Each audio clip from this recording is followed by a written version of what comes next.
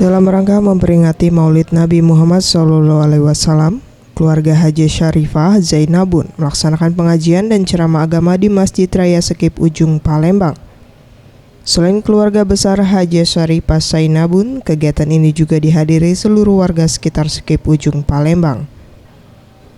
Acara dimulai dengan mendengarkan tahlil dan tahmid yang dilakukan ibu-ibu pengajian Masjid Raya Sekip Ujung Palembang. Kemudian dilanjutkan dengan pembacaan Yasin.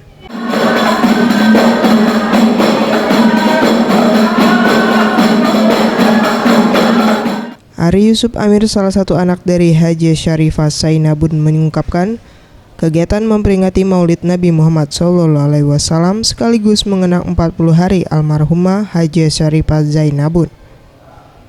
Ari berharap dengan kebersamaan ini akan tercipta kesejukan antar umat beragama dan menjaga tali silaturahmi antar keluarga dan warga sekitar.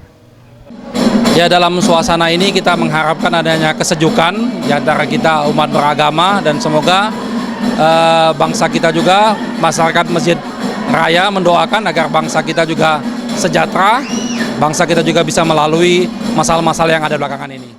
Said Agil Husin Al-Munawar, mantan Menteri Agama RI yang merupakan keponakan dari almarhumah Haji Syarifah Zainabun, turut hadir dalam acara ini. Menurutnya bersyukur bisa datang ke Palembang dan berkumpul bersama keluarga, sekaligus mengenang 40 hari almarhumah bibinya dan peringatan Maulid Nabi Muhammad SAW. Keluarga besar memutuskan, karena Palembang ini adalah tempat kelahiran dan kebesaran beliau. Beliau dibesarkan di sini semuanya, maka kita adakan acara 40 hari ini di lingkungan keluarga besar kita di Palembang, sekaligus peringatan Maulid.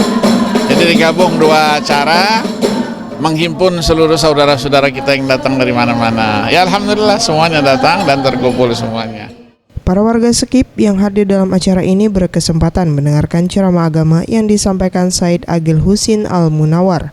Beliau pernah menjadi Menteri Agama, selanjutnya sholat maghrib berjamaah. Mega Dwi Handayani, Maulana Yusuf, Sriwijaya TV.